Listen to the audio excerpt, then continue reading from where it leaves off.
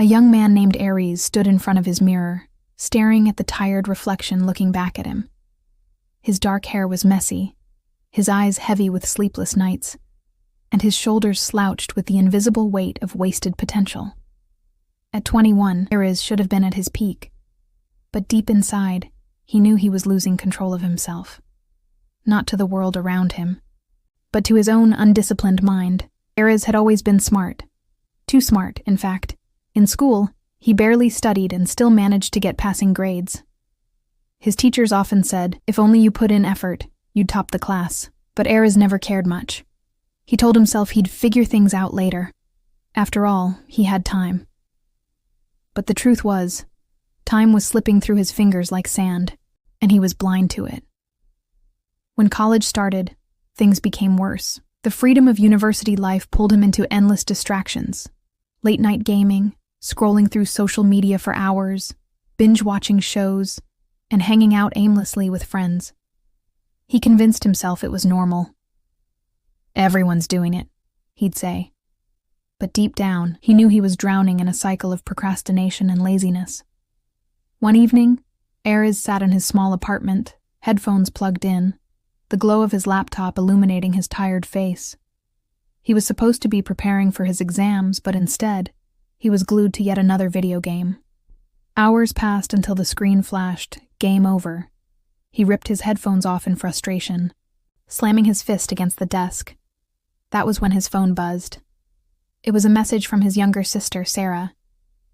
"Pi, can you help me with my math homework tomorrow? You're so smart, I always understand when you explain." Aariz froze. The word smart echoed in his mind. His sister still looked up to him, still believed he had it in him. But what had he become? A guy wasting his nights fighting battles on a screen while his real-life battles remained untouched. That night, Aariz couldn't sleep. He stared at the ceiling, his thoughts spinning like a storm. He remembered his father's words from years ago. The strongest man isn't the one who defeats others, Aariz. It's the one who defeats himself, his laziness, his anger, his temptations. Discipline your mind, and the world will respect you. For the first time, those words cut deep. Aariz realized he wasn't losing to exams or to life. He was losing to himself. The next morning, Aariz made a decision. He pulled out a notebook and wrote one sentence on the first page. "From today, I will discipline my mind." It sounded simple, but as he would soon learn, it was anything but easy. The first challenge came almost instantly. His alarm rang at 6 a.m., a time he had promised himself he would wake up to study. His hand reached out automatically to hit snooze, and his body begged for 5 more minutes. But his mind whispered, "Discipline starts here." He forced himself out of bed, every muscle protesting. His room was messy, clothes piled up, books scattered, and empty snack wrappers on the desk. Normally he would ignore it, but today he began cleaning.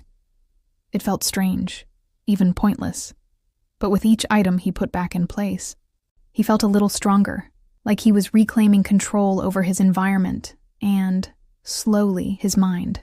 He sat at his desk, opened his textbook, and tried to study.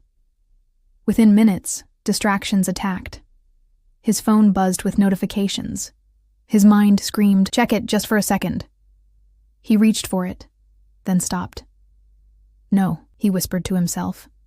"Not this time." He turned his phone off and placed it in the drawer. It was the first small victory, but victories like these required repeating, again and again. For the next week, Aariz tried sticking to his new routine. Wake up early, study, exercise a little, and stay off social media.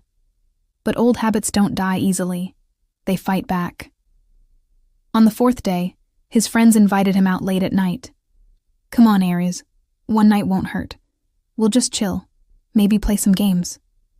His mind battled itself. One voice said, "You've worked hard for 3 days. You deserve a break." The other voice reminded him, "This is how you always fall back. Don't break the chain." In the end, Aariz said no. His friends laughed. "Bro, what's wrong with you? You're acting like an old man."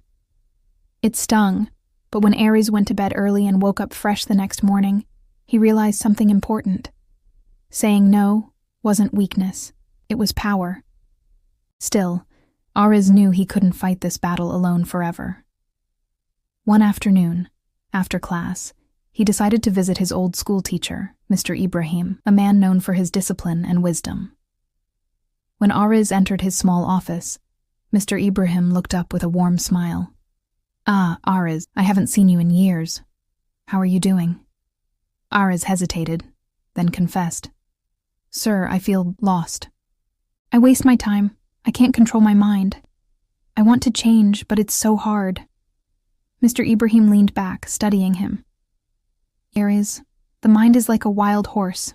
If you let it run free, it will drag you into chaos. If you train it, it will take you anywhere you wish. Discipline is not about punishment. It's about teaching your mind who is in control." He then gave Aariz 3 rules. Control your mornings. How you start the day shapes everything else. Control your focus. Don't let your mind jump from one distraction to another. Train it to stay. Control your emotions.